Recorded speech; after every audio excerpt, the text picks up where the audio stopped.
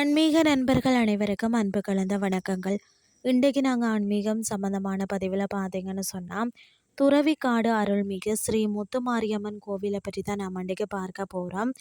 துறவிக்காடு கிராமத்தில் எழுந்தருளி இருக்கக்கூடிய இந்த தாயார் தன்னை நாடி வரக்கூடிய பக்தர்களுக்கு அருளை வாரி வழங்கக்கூடிய கருணை கடலாக திகழ்கிறார் என்று சொல்லலாம். முத்துமாரியம்மன் அப்படின்னு சொன்னாலே அம்மை போன்ற வெப்ப நோய்களை தீர்க்க மருத்துவர் என்பது பக்தர்களின் நம்பிக்கை.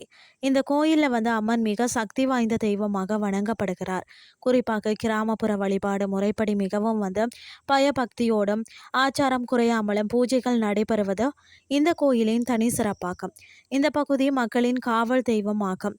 அம்மை போன்ற நோய்களை தீர்க்க மருத்துவராகவும் அருள் பாலிக்கிறது.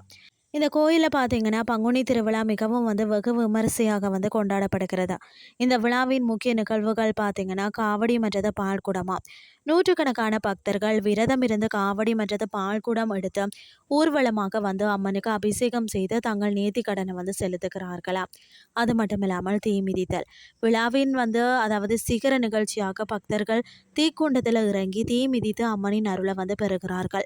அது மட்டும் இல்லாமல் முருகப்பெருமானின் இளமை தோற்றமான பாலமுருகன் சிற்பமும் இந்த கோவிலில் அமைய பெற்றிருக்கிறதுன்னே சொல்லலாம்.